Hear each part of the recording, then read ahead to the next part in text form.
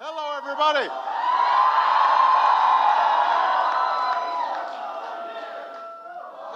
No, I can't. No. Let me say, in addition to the Constitution, Michelle will not allow that. Buenas tardes. Feliz Cinco de Mayo. Bienvenidos a la Casa Blanca. This is one of our best fiestas of the year, and I want to thank Yaneli for not only the introduction, but for being just what an unbelievable example of the young people who are going to be leading us in the future. She wasn't even nervous backstage. I mean, she knew she was going to do great. So we're so proud of her. We have a couple of guests I want to just make sure to mention. Representative Joaquin Castro is in the house from the great state of Texas. I know your parents are proud of you, and we're proud of you. I want to thank our special guest chef, Johnny Hernandez, who brought his taco and margarita recipes all the way from San Antonio. And give it up for our outstanding performers, Mana. I was thinking about coming out and playing, but I decided maybe not. Let me not spoil the party. We all know the story of Cinco de Mayo. 154 years ago, the French, one of the strongest armies of the 19th century, marched on the tiny town of Puebla. An ill-equipped and hastily trained band of Mexican patriots grabbed whatever weapons they could find, and they fought off the opposing forces and eventually regained full independence. 150 years later, Americans and Mexicans still celebrate Cinco de Mayo. In backyard barbecues, baseball parks, from Chicago to Austin, folks are enjoying music and food, good times with family and friends, just like we're doing here today. Earlier, I had a chance to speak with President Peña Nieto of Mexico about our shared work on advancing the prosperity and the security of Americans and Mexicans, and so I wished him a happy Cinco de Mayo, and he asked me to extend the same to you, so I'm doing my duty here.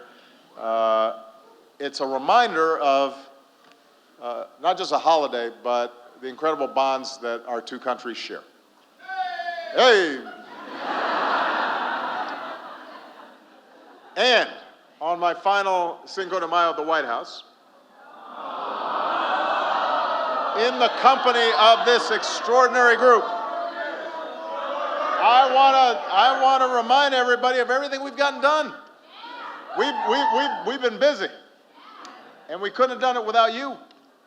Together, we increased high school and college graduation rates, cutting the Latino dropout rate by more than half since 2000.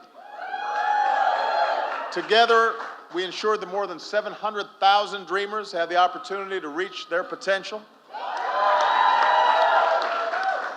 Together, we continue to fight to fix our broken immigration system. The fact that we weren't able to get it through Congress has been one of the most frustrating aspects of my presidency, but our ability to take actions within my legal authority to make our immigration system fairer and smarter and more just, I continue to believe are going to help pave the way for us to finally get the law passed through the next Congress. And I got to tell you, I'm going to keep on working on this, not just as president, but as a citizen once I'm leaving here, because I think it's one of the most important things we can get done. Now, in order to do that, everybody's got to follow this young lady's lead and get out there and vote. So we'll have another occasion to talk about that. But we're going to have some historic turnout rates come November. Today is really then not just a celebration of all that we've gotten done, but it's a commitment to continue our work. Change is hard. Sometimes it takes time. Sometimes You take 2 steps forward, and then you have to take 1 step back. But it's always possible to bring about the change we hope for, as long as good people are willing to work together and remain committed, willing to march and organize and vote and educate our friends and our families and our neighbors and tell the stories of all the incredible people who have contributed to this great nation of ours, who were immigrants, who came from some other place but ended up weaving their stories together with people from all around the globe to make this unique country we call America. You know, change is possible because of people like you. It's because of people like Efrain Escobedo. I want to tell his story because Efrain was born in Los Angeles to 2 immigrants from Mexico.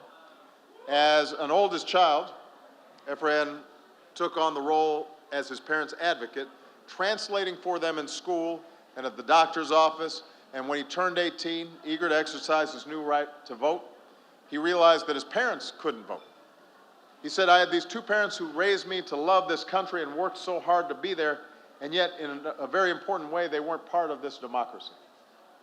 And the more Efrain learned about the power of his vote, the more he threw himself into the work of turning whole neighborhoods of people like him into active and engaged citizens.